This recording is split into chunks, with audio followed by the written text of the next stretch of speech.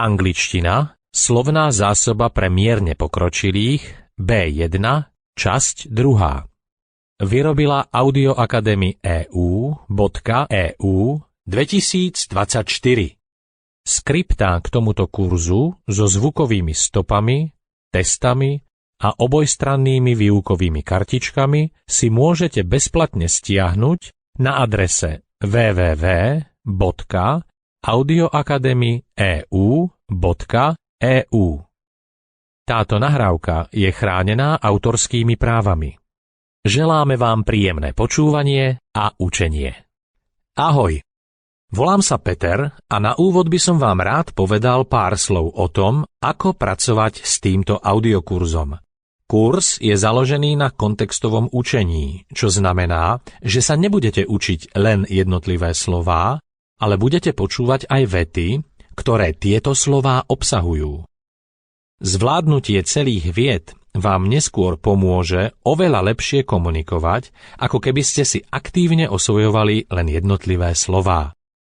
Kurs je rozdelený na jednotlivé lekcie podľa tém.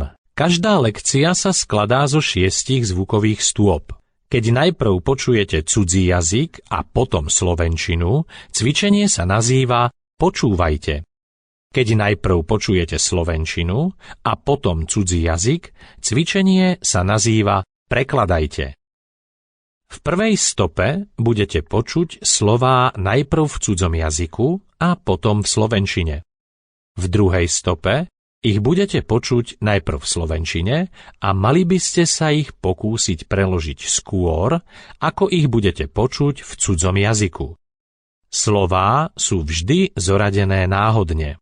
V tretej a štvrtej stope budete počuť slová, po ktorých nasledujú kontextové vety, ktoré tieto slová obsahujú. Slovo a veta s príslušným slovom nasledujú vždy za sebou. V 5. a 6. stope budete počuť iba vety. V 5. stope sú vety najprv v cudzom jazyku a v 6. stope najprv v slovenčine. Vety, rovnako ako slová v stopách 1 a 2, sú v náhodnom poradí. Nemusíte nevyhnutne počúvať všetky stopy v rámci jednej lekcie. Počúvanie môžete prispôsobiť svojej aktuálnej jazykovej úrovni a tomu, či sa efektívnejšie učíte, keď najprv počujete cudzí jazyk alebo slovenčinu. V každom prípade lekciu zvládnete, ak dokážete preložiť vetu v 6. stope zo slovenčiny do cudzieho jazyka skôr, ako si vypočujete. Sample complete. Ready to continue?